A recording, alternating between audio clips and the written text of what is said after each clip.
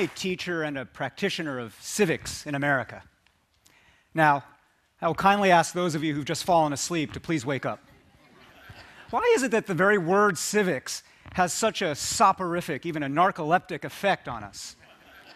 I think it's because the very word signifies something exceedingly virtuous, exceedingly important, and exceedingly boring. Well, I think it's the responsibility of people like us, people who show up for gatherings like this in person or online in any way we can, to make civics sexy again.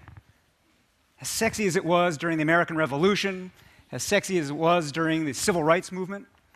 And I believe the way we make civics sexy again is to make it explicitly about the teaching of power. And the way we do that, I believe, is at the level of the city.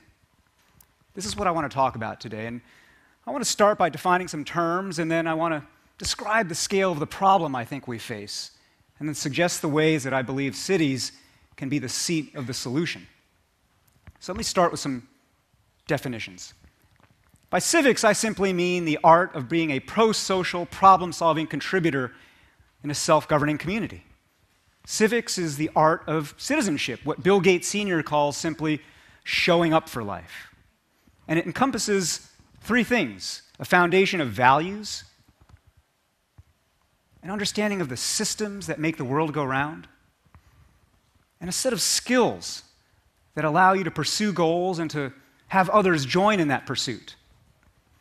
And that brings me to my definition of power, which is simply this: the capacity to make others do what you would have them do. Sounds menacing, doesn't it? We don't like to talk about power. We find it scary. We find it somehow evil. We feel uncomfortable naming it. In the culture and mythology of democracy, power resides with the people. Period. End of story. Any further inquiry not necessary and not really that welcome. Power has a negative moral valence. It sounds Machiavellian inherently. It seems inherently evil. But in fact, power is no more inherently good or evil than fire or physics. It just is. And power governs how any form of government operates, whether democracy or dictatorship. And the problem we face today, here in America in particular, but all around the world, is that far too many people are profoundly illiterate in power. What it is, who has it, how it operates, how it flows, what part of it is visible, what part of it is not, why some people have it, why that's compounded. And as a result of this illiteracy, those few who do understand how power operates in civic life, those who understand how a bill becomes a law, yes, but also how a friendship becomes a subsidy, or how a bias becomes a policy, or how a slogan becomes a movement. The people who understand those things wield disproportionate influence, and they're perfectly happy to fill the vacuum created by the ignorance of the great majority. This is why it is so fundamental for us right now to grab hold of this idea of power and to democratize it. One of the things that is so profoundly exciting and challenging about this moment is that as a result of this power illiteracy that is so pervasive, there is a concentration of knowledge, of understanding, of clout. And you think about it. How does a friendship become a subsidy? Seamlessly.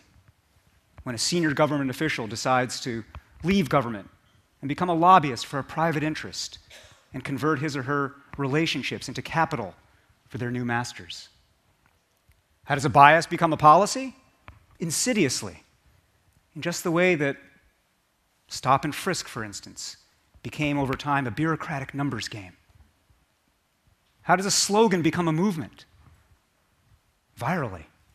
In the way that the Tea Party, for instance, was able to take the "Don't Tread on Me" flag from the American Revolution.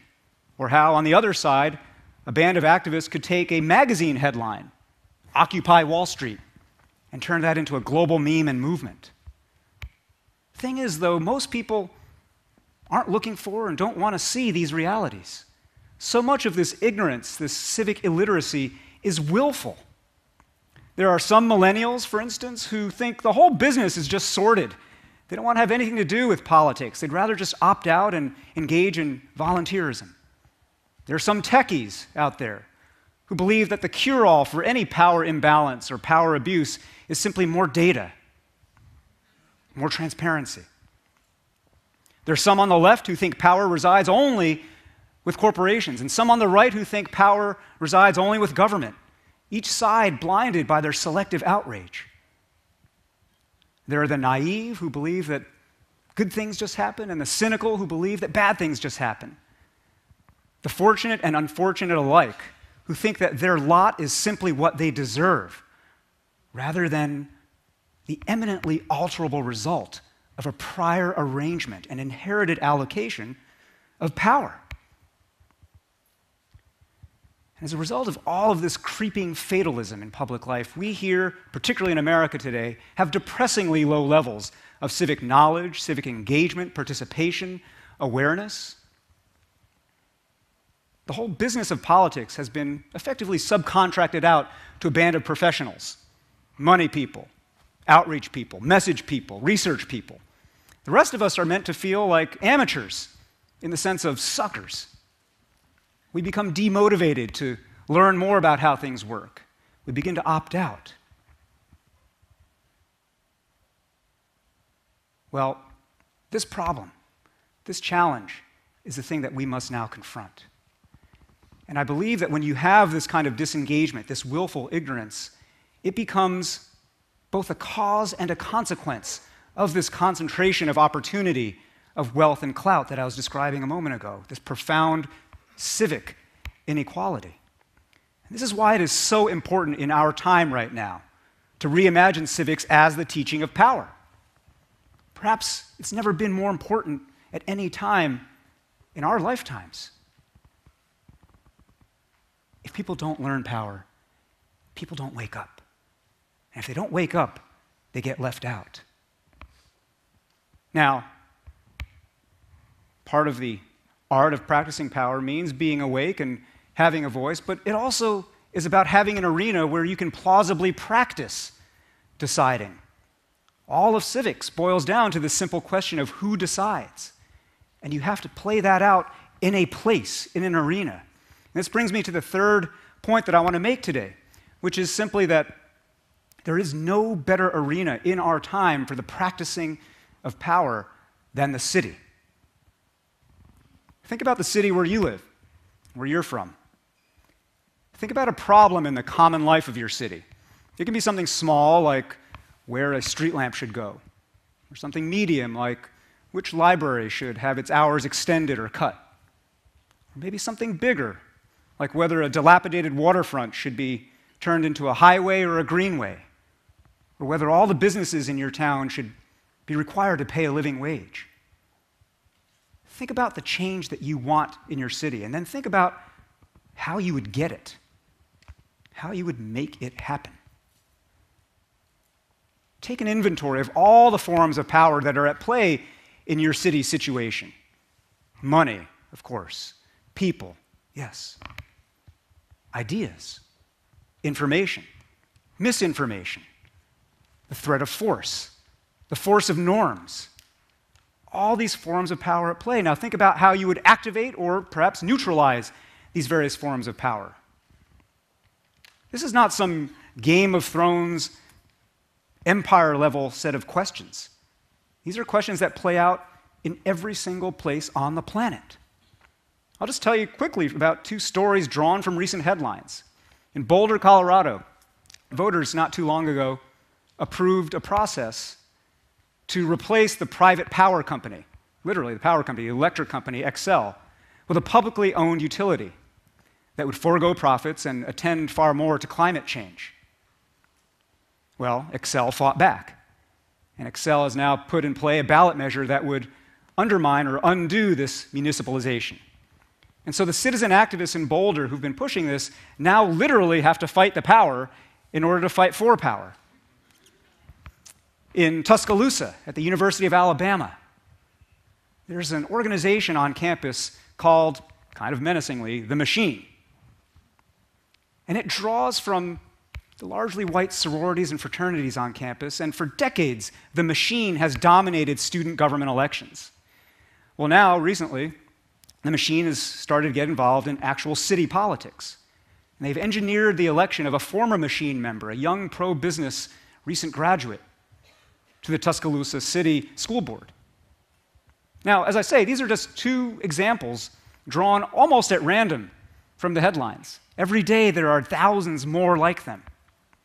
And you may like or dislike the efforts I'm describing here in Boulder or in Tuscaloosa, but you cannot help but admire the power literacy of the players involved, their skill. You cannot help but reckon with and recognize the command they have of the elemental questions of civic power. What objective? What strategy? What tactics? What is the terrain? Who are your enemies? Who are your allies? Now I want you to return to thinking about that problem or that opportunity or that challenge in your city, and the thing it was that you want to fix or create in your city. And ask yourself, do you have command of these elemental questions of power? Could you put into practice effectively what it is that you know? This is the challenge and the opportunity for us. We live in a time right now where, in spite of globalization, or perhaps because of globalization, all citizenship is ever more resonantly, powerfully local. Indeed, power in our time is flowing ever faster to the city. Here in the United States, national government has tied itself up in partisan knots. Civic imagination and innovation and creativity are emerging from local ecosystems now and radiating outward. And this great innovation, this great wave of localism that's now arriving, and you see it in how people eat and work and share and buy and move and live their everyday lives. This isn't some precious parochialism. This isn't some retreat into insularity. No, this is emergent. The localism of our time is networked powerfully.